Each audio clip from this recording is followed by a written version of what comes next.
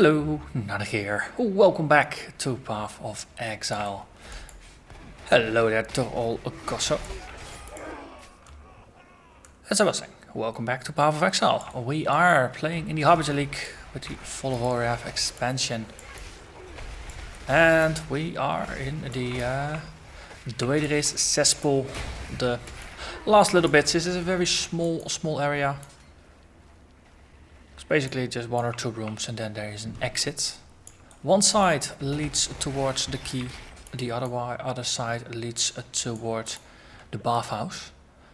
And this is the one that leads towards the key, which is the one I wanted, because I want to go find the Ankh of Eternity. It's a very small junction this. And then we are in the key, which has a bit of a harbor warehouse sort of feel to it. Okay, someone there had a really big club. Okay, so the key is a very large area. Though what I do remember, somewhere near the beginning is something we need. A bit of luck, we might find it before. Otherwise we have to backtrack, which I had to do in the beta. But just less useful. But we're gonna look for Clarissa and Tolman. Zombie Tolman, that is. Just summon minions here, just do a little bit of fighting. So I did a little bit of running around before the episode, and I did a little bit of more focused testing and refining, and I've decided that we can use a concentrated effect instead of increased area of effect, because we are stacking so many effects on the skill tree that increase our area. We got blast radius and we got amplify. Those together are enough of an increase to the area that we can actually replace increased effect with concentrated effect. And the area of the explosion is still going to be large enough, but the damage increase is rather substantial.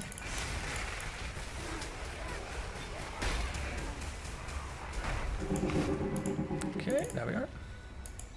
Come on. Yeah. Ooh, there is another thing to the side. And indeed, I remember correctly, there's a sealed casket here that contains the Ankh of Eternity. The amulet, it whispers to me horrible things. It's a lovely little amulet. But with the amulet in our pocket, we can now safely move on. Though it being so blatantly out in the open, you wonder why nobody had found it before. Because it surely doesn't look like it was hidden away properly.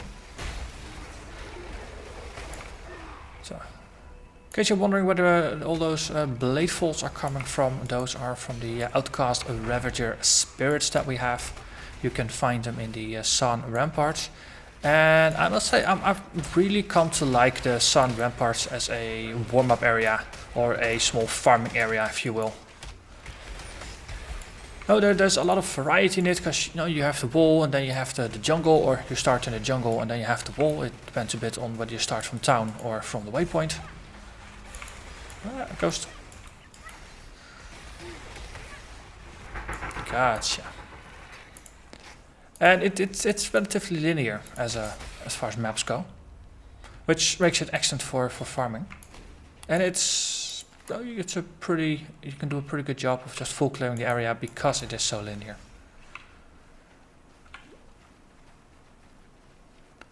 So yeah, especially for this area for Act 8, if you're around here, if you're maybe having some issues or just not entirely confident that you'll be able to deal with some of the tougher fights that are ahead, or with the Desecrate fight that we had last episode, then running the ramparts a couple times is not actually a bad idea. It's rather pleasant. That says someone who is really not a big fan of farming, so yeah, there's that. Okay. For the sake of just trying out different playstyles, I have also just run around for a bit in the ramparts again. Just doing self-cast Dark Pact, which actually works rather well, which is also why how I came to the conclusion that the area is actually pretty large. Because with increased area of effect, from my character over here, we can reach until about here. We actually have quite a blast radius. With concentrated effect, it's about half of that. But it is still quite an area. And especially with the skeletons, which will get cast more or less on top of whatever we want to hit, then you don't really need the area to be all that large.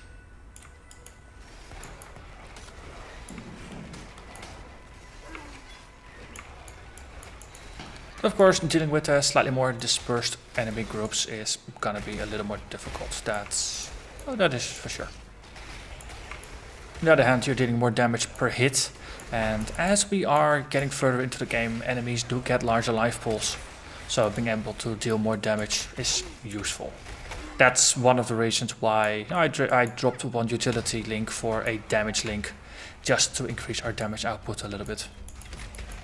The life leech is still something that I'm gonna keep in for now. It's not contributing to the damage, but it does give us personally a little bit more survivability than we get from simply plain old life regen alone. Well, we do have flasks and we do have life regen, so there's a little bit of layering going on, but life leech is always something. If you have a survival mechanism that scales with your damage output, then that is usually more reliable. If you'd want, it's 34%. So that said, there are different ways of obtaining life regen. Also totem. Yeah, that's no longer just the Exile. Is it Oriath? There's also some Ravager types that cast it. Undying Engineer. So let's actually see if we can get some ballista casting outcasts. So it is pretty cool to have ballistas going down. Okay, we get one ballista dude and we get one blade vortex dude. We found the arena we're looking for, so let's go in. Let's see if this has been voice acted yet and whether this is a bit more interesting than before. So, here goes Clarissa. Give it to me quickly. Finally, Tolman. We can be together as before. All right, let's begin. Suffering will besiege us, and yet love will prevail. Pain will imprison us, and yet love will prevail. Grief will engulf us, and yet love will prevail. Death will surely take us, and love will... No. This isn't right. This is... Oh, Tolman, please. Forgive me. Exile, look out! That looks a little more evil than it was supposed to be. Ooh. Pretty neat how Tolman actually was bound by a chain. Now with the army of minions we can just afford to stand around and just look. I do like how the Ankh is just surrounded by a circle of runes that's just channeling towards Tolman. This would also make for a very nice visual effect for some kind of chaining spell. And Tolman is running amok.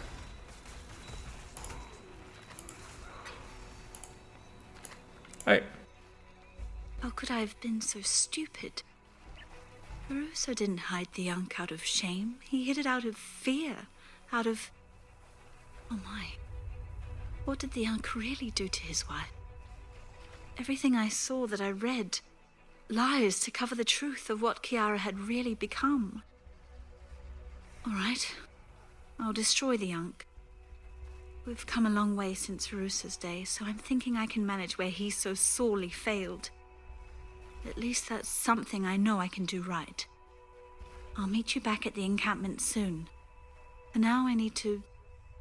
Look, I'll just see you there. I promise. She needs a moment for herself. Understandable. Pretty dramatic event, right? So that's the Tolman act part of the story gone. Okay, but indeed we did get ourselves a totem, so that is lovely.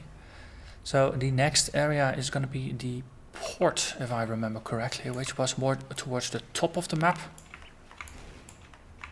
Again, having been only here once, it's not exactly a surety, it's just go by bits and pieces of what I remember.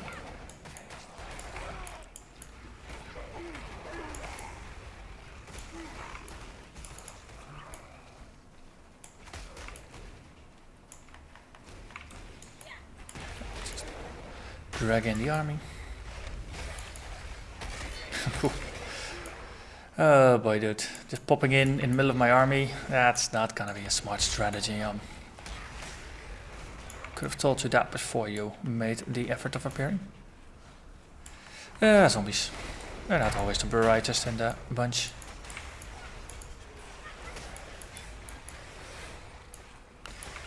One downside, of course, of having a spell totem put your skeletons down.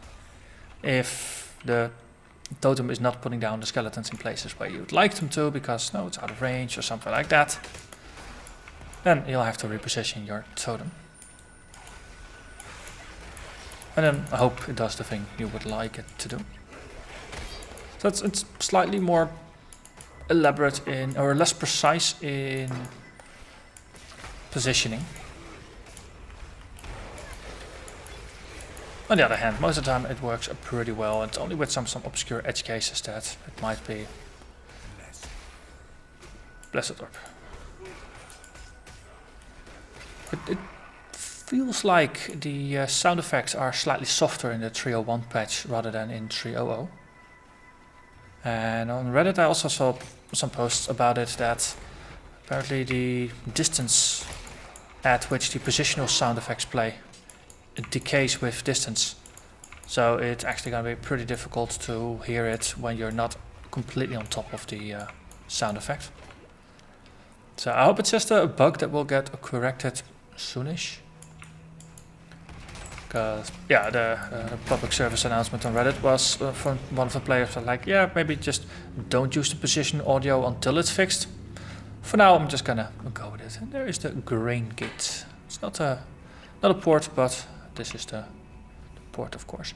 Before we're moving on, let's have a quick chat in town with folks, because, well, this is a story arc that, of course, will give us follow-up questions. Clarissa. Poor Tolman. He was never really with me, was he? Just the shell of a man I loved. Wherever he is now, I hope he is at peace, and that he can forgive me for not being able to let go. Here, take something for at least helping me. And thank you for everything. And there is a skill point. Best reward in my opinion. Okay, we are slowly making our way towards the Scion area. We've got a couple of interesting things. We got Foresight over here, we got Shaper, we got Potency of Will. We got Grave Pact, of course. I think for now, let's just grab a Foresight, just go from beginning to end, just pick all the things in turn. Let's see, no more follow-up lore. Just a quick check, do we get more lore from, yeah. I was out hunting food for our encampment, like a prowling cat I was. But what I saw marching across the ruins made me feel like a little mouse. Gem-studded warriors pounding the earth, led by their strongest, a captain. I've known of these gemling legionnaires, how they were once the personal swords of Emperor Chitus. But now they rise again, with this captain at their fore. Swallowing my fear, I followed the captain and found a force being gathered within the Grain Gate. Exile. I know it's not fair for me to ask. You have done so many things for us. But if you were to find the captain and slay him and his men, I would honor you greatly. Our little town would not survive an onslaught such as the captain is likely to enact upon us. Okay, let's be a hero. But first, aftermath for Clarissa and Tolman. If I am a watchful owl, then you are the courageous hawk, swooping with sharpened talons to wrench the serpent from the child's neck. Clarissa will bear that wound for the rest of her life. But I'm glad you were there to save her from following poor Tolman into the dirt. Perhaps now that Clarissa has lost her love of death, she will finally be able to embrace life. I do like how they phrase some things. They really have nice way, nice use of words and contrasts. There you going? And of course Hargan doesn't care, because there's no money involved. Oh, let's empty. Yes, what is it?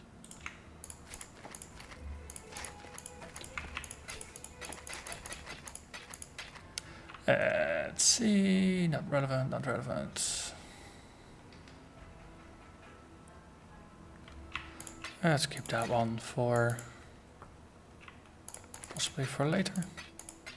Don't find all that many blessed orbs, but 3 so far is more than I usually end up finding. And aquamarine. Don't really care. Okay, let's go back before the instance collapse. Grain Gate. Let's slay ourselves some gambling legionnaires, shall we?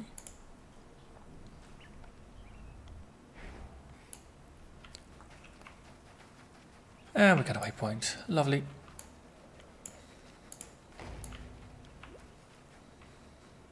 So this is very much reminiscent of the warehouse of old. Including all the runes around the doors and the bloody corpses as well. Given that there was no bloody corpse in front of that door, and there was one here, so this is the way to go.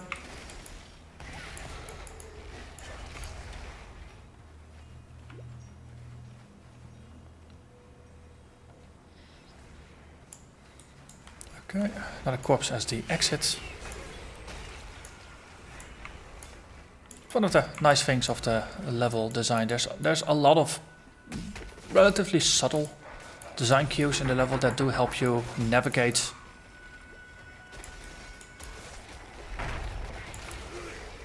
as long as you know what to watch out for. That's the biggest trick. But slowly over time you do learn. Ooh, and we have overgrown rats. So they could finally add a kill 10 rats quest to the game if they wanted to go really, really cheesy. Because we actually have giant rats in the game. And there are the Gambling Legionnaires. They used to be more or less optional. They just spawned sometimes. And now they are quest bound. And they will always appear. And I do like it. So in this case, we're kind of steamrolling them. Normally they are more powerful, so keep that in mind. Captain Osiris. Remain in the warehouse until I personally send for you. In the unlikely event that Chittus should fall, you and your fellow legionnaires will be safely beyond the perimeter of his heart gem's influence. You men and women are my finest work yet. I would not lose you all to some aberration of chance. Malachi, Thaumaturge Laureate. Thaumaturge Laureate.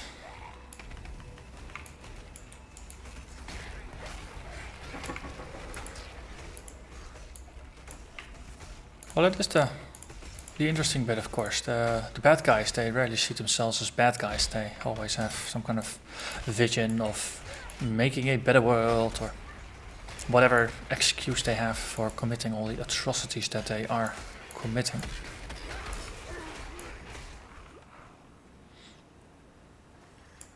Okay, just playing a game of follow the corpses.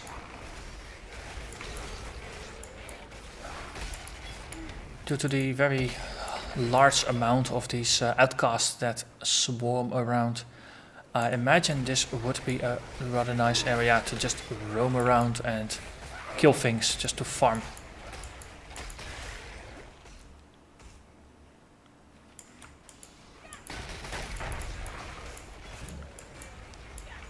I think a dominating blow build could have a lot of fun here, because you'll build up massive armies of minions. Simply due to the large amount of relatively weak enemies that roam around here. Ooh, that one was ghost possessed. Let's take a bit of a step back. Okay. And that kind of fills my pockets. Okay, let's just quickly dump them and move on. Slowly picking up these hammers since we are getting closer to maps, and I want to build up at least a small stash of hammers. So if we start getting overflow of maps, we can break some of them down into chisels to improve the quality of maps. It's been a varying experience with how many of those hammers I found. Some leagues, you're looking for them, but you just don't see them anywhere. And other leagues, you don't really look for them, but you're just finding them at just about every turn of the streets. It seems like we're getting way more than we need here as well. That is RNG for you. Always does the opposite of what you would expect. Okay. Downside of not being able to use a self-cast Dark Pact when there are skeletons nearby is when they just stand in place and you specifically want to blow up some barrels or chests or things. And the skeletons are not cooperating.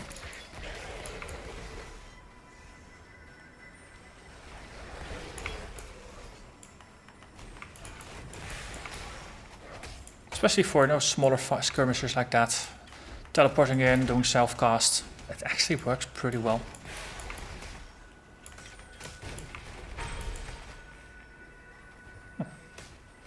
We are too low on strength. Okay, so there's a couple more enemies here, then might as well just switch to some Totem skellies.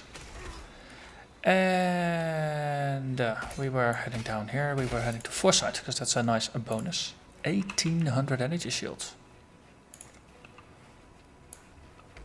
Alright, and Maramo is going to be happy about us killing the gymlings. And then there is another exit to the Imperial Fields.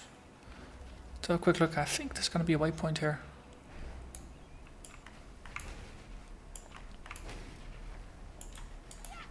Oh, there might not. There is, somewhere.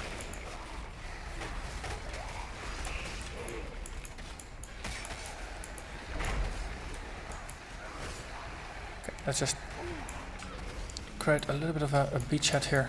And then heads back to town and have a chat with Maramoa.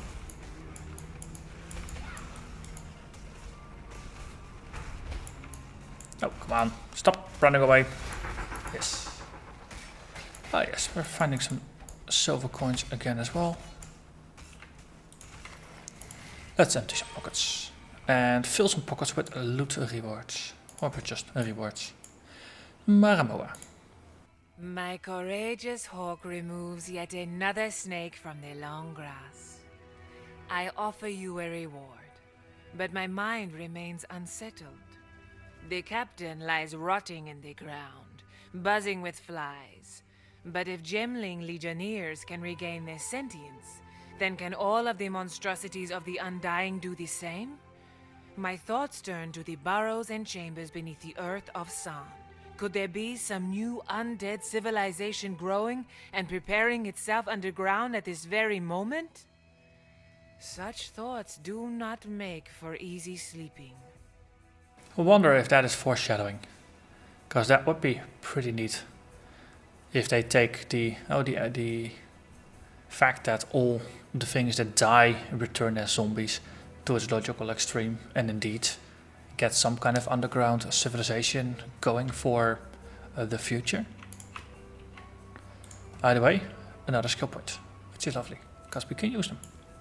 So, Foresight in the pocket. Let's grab a Shaper, Potency of Will, and a Grave Pact next. But let's see. Yeah, I think there's going to be a nice point to call it the end of an episode. So next episode we are gonna continue onwards from the Imperial Fields. Actually, let's look for the waypoint. It's probably going to be along the way.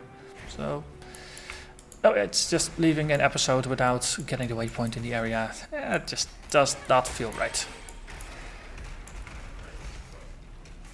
Cost from damage taken, 1100. Our energy shield is nearly at 1800, so just gonna keep leveling it. For now, I'm just gonna try to keep the health trigger for cost from damage taken at around the amount of energy shield we have,